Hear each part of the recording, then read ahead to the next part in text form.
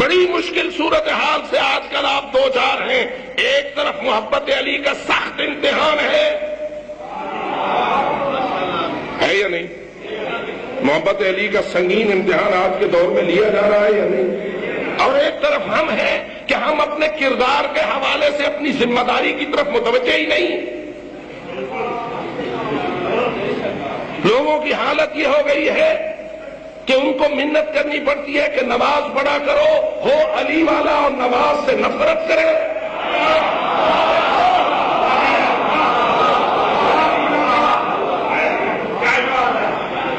میرے خیال میں کچھ لوگ ناراض نہ ہو جائیں.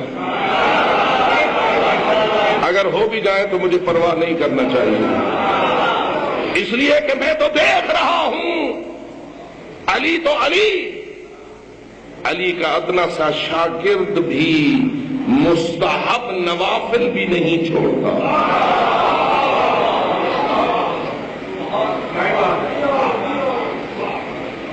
اس لیے میرے عزیز، منت نہ کرا نماز پڑھنے کے لیے. لوگ تیری شناخت یہ پائیں کہ جو علی والا ہوتا ہے وہی تو نمازی ہوتا ہے.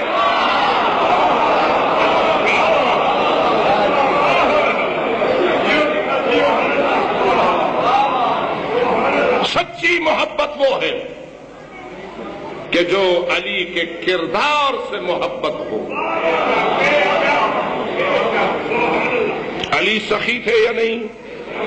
ہمیں سخاوت سے محبت ہونی چاہیے یا نہ؟ علی حیادار تھے یا نہیں؟ ہمیں حیا سے محبت ہونی چاہیے یا نہیں؟ علی پردہ دار تھے یا نہیں؟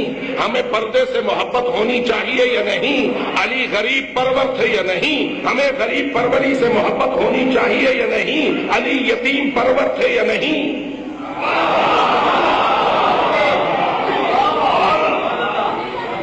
وہ کون سا شیعہ ہے جو اپنے یتیم بھتیجے کی جائیدادیں چھین کر اس کی کمائی سے کرائے مجلس اور یہ خیال کرے کہ مجھ پہ علی راضی ہے؟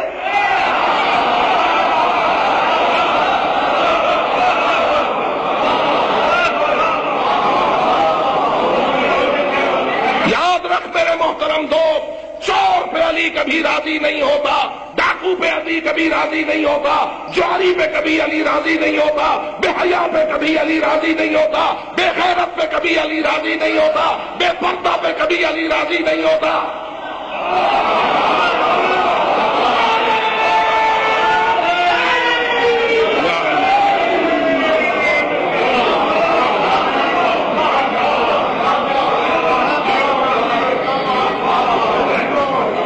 یاد رکھ، علی علی کر، لیکن فقط تیری زبان علی علی نہ کرے، تیری آنکھ بھی علی علی کرے، تیرا کان بھی علی علی کرے، تیرا ہاتھ بھی علی علی کرے.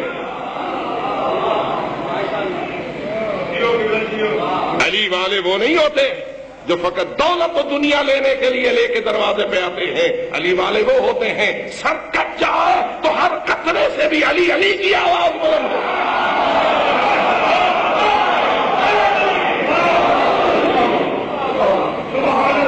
یہی وہ چیز ہے جو ہمیں کربلا نے دی ہے،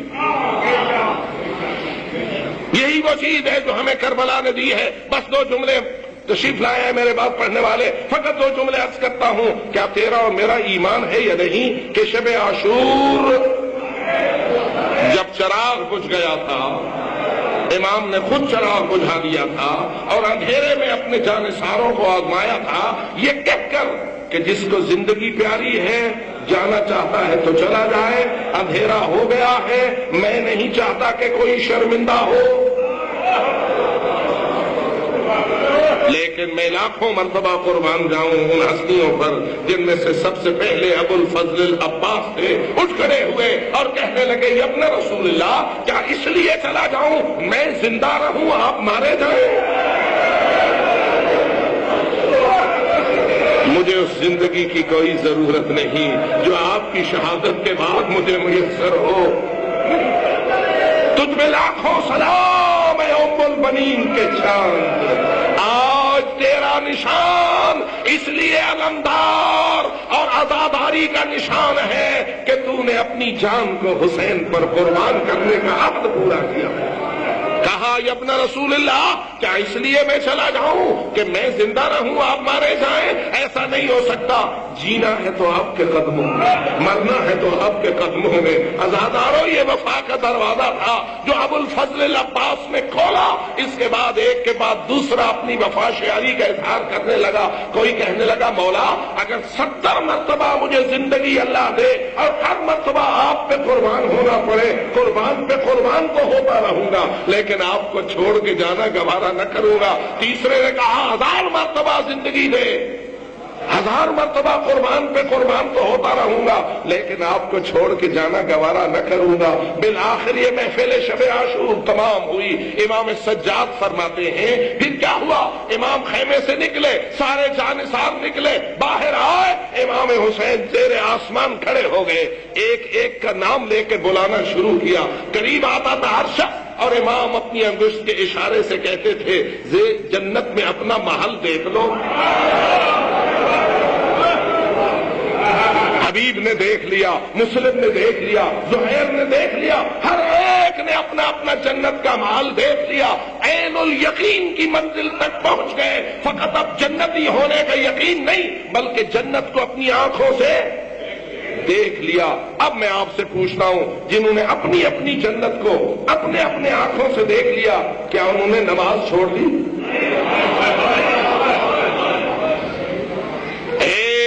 عزاداران آل محمد، اے ان شہیدوں کے ماتم کو اپنے لیے مائے سے فخر اور موجب نجات سمجھنے والوں، کیا ان بزرگوں نے جنہوں نے جنت کو اپنی آنکھوں سے دیکھ لیا تھا اور جوانہ میں جنت کے سردار نے انہیں ان کی جنت ان کو دکھا دی تھی، تو کیا انہوں نے رات کو پھر نماز میں رات نہیں گزاری؟ صبح جب ہوئی اور آذان نماز فجر دی گئی، جیسا کہ مشہور ہے کہ حضرت علی اکبر نے آذان دی، تو فقط آذان تھی یا نماز بھی ہوئی؟ بولیے، فقط آذان ہوئی یا نماز بھی ہوئی؟ مصلی امامت پہ کون تھے؟ پیچھے کون تھے؟ کیا وہی نہیں تھے جن میں رات کو اپنی آنکھوں سے اپنی اپنی جنت دیکھی تھی؟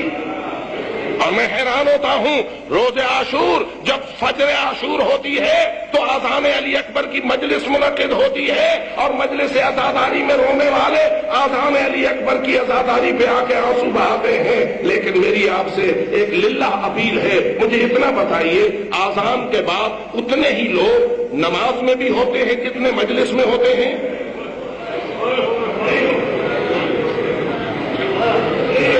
خود ہی مجھے آپ خود گواہی دو، یہ کیا ہوا؟ آذان علی اکبر یاد ہے، نماز امام حسین یاد نہیں ہے۔ بات کریں تو کیا جملے لوگ بولتے ہیں اور کس طرح لوگوں پہ فتوے جاری کرتے ہیں۔ یا تو آپ کہہ دیں وہاں فقط علی اکبر کی آذان تھی، علی اکبر نے آذان دی تھی، علی اکبر نے بھی نماز نہیں پڑھی تھی۔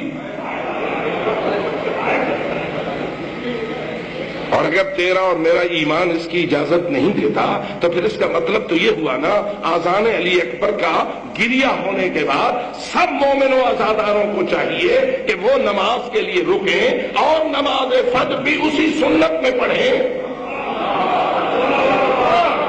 جس سنت میں آذان دی گئی ہے۔ یہ تو کوئی اچھا طریقہ نہ ہوا، آذان ہوتی ہی نماز کے لیے ہے،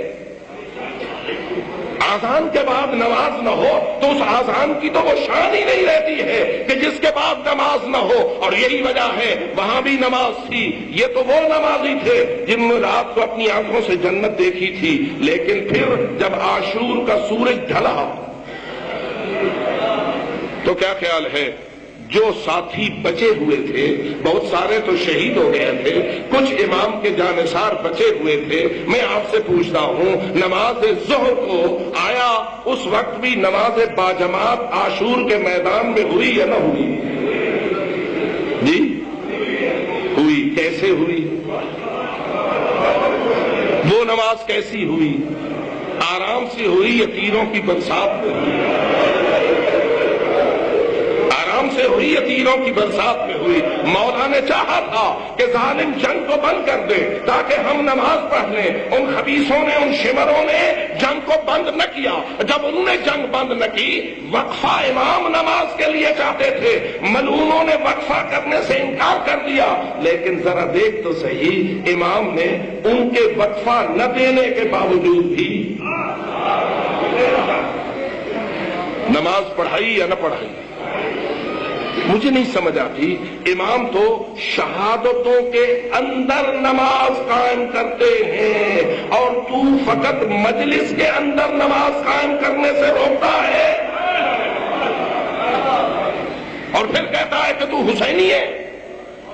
امام تو تیرا وہ ہے کہ جب انہوں نے اپنی جنگ کا وقفہ نہ کیا، امام مصلی عبادت پہ آ گئے، بچے کچھ مجاہد پیچھے کھڑے ہو گئے، لیکن چونکہ انہوں نے تیروں کی برسات کرنا تھی، امام نے اپنے 2 مجاہدوں کو محافظ کے طور پر معین کر دیا۔ محافظ آگے کھڑے ہو گئے، ادھر سے نماز شروع ہوئی، ادھر سے تیر شروع ہوئے، ادھر سے نماز شروع ہوئی، ادھر سے تیر شروع ہوئے۔ اب تو کی طرف مجاہد اپنے سینے پہ لے رہا ہے، نشانے بنانے والا زہرا کے لال کو نشانہ بنا رہا ہے، اور مجاہد بڑھ کر کوئی بازو پہ لے رہا ہے، کوئی سینے پہ لے رہا ہے، اور بالآخر تیروں پہ تیر کھاتے رہے۔ مولا اور مولا والوں کی نماز چلتی رہی۔ نتیجہ کیا نکلا؟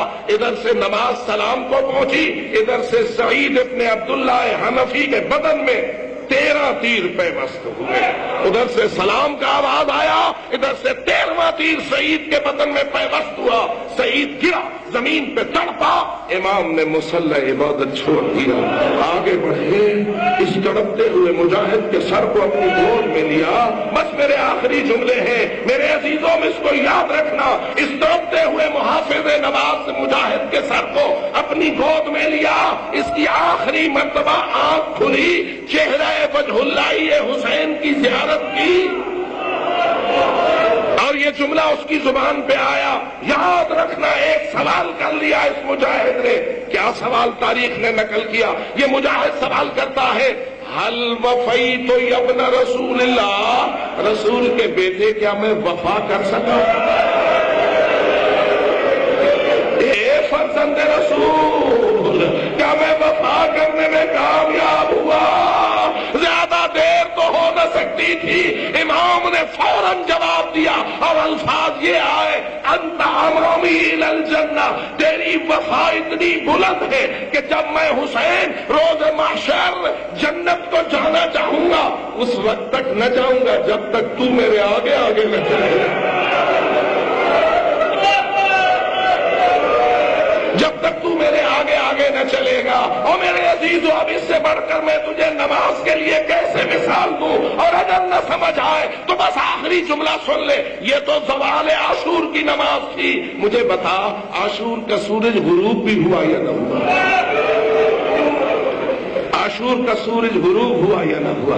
اور جب ہوا تو شریعت محمدی میں غروب کے بعد بھی کوئی نماز کا ٹائم شروع ہو جاتا ہے یا نہیں؟ آپ کہیں گے ہاں، نماز مغرب و عشاء کا ٹائم شروع ہوتا ہے۔ بس ہاں، مجھے بتا، جب سورج غروب ہوا، الا قتل الحسین بکربلا، الا ذبح الحسین بکربلا، لاشوں پہ گھوڑے دوڑ گئے تھے، شمر سر اٹھا کے لے گیا تھا، اور خیمے جل گئے تھے، چادریں چھن گئی تھی، زیور لٹ گئے تھے، بچے بکھر گئے تھے، بیویاں اس مصیبت میں تھی کہ جس کی مثال نہیں شام میں غریباں۔ لیکن مجھے اتنا بتاؤ بیویوں اور مومنوں، کیا زہرا جائیوں نے نماز پڑھی ہوگی یا نہ پڑھی ہوگی؟ زینب کبریٰ نے نماز پڑھی ہوگی یا نہ پڑھی ہوگی؟ پانی لانے والا کوئی نہ تھا، عباس نہر فرات کے کنارے بازو کٹا کے سو گیا تھا، کوئی پانی نہ تھا، لیکن کیا ہوا؟ بیویوں نے خاک کربلا پہ کیا تیمم، اور لاشوں کے درمیان کہیں حسین، کہیں علی اکبر، کہیں قاسم، کہیں اولو محمد، کہیں علی اصغر، کہیں عباس، اور درمیان میں کھڑی ہے علی کی بیٹی، درمیان میں کھڑی ہے زہرا جائی، اور پڑھ رہی ہے نماز۔ کیا کہہ رہی ہے؟ اللہ اکبر، بسم اللہ الرحمن الرحیم، الحمدللہ رب العالمین۔ بس مجھے اتنا بتاؤ، ٹھنڈا پانی پی کے الحمدللہ پڑھنا اور ہے، اچھا کھانا کھا کے الحمدللہ پڑھنا اور ہے، بہترین ترین محلات میں سو کے الحمدللہ پڑھنا اور ہے، اپنے پیارے بیٹوں کو سینے سے لگا کے ان کے چہرے پہ بوسے دے کے الحمدللہ کہنا اور ہے، علی اکبر منا کے، علی اصغر ذبح کرا کے حسین کی لاش پہ گھوڑے دوڑ جائے اور بیوی کہے الحمدللہ کے رب العالمین، اس سے بڑھ کر میرے پاس نماز کے لیے اور کوئی مثال نہیں ہے۔ آؤ اے عزادارو اور حسینیو، اللہ ہم سب کو سچا محب آل محمد اور نمازی اور ان کا سچا تابعدار رہنے کی توفیق عطا فرمائے۔ الا لعنت اللہ علی القوم الظالمین۔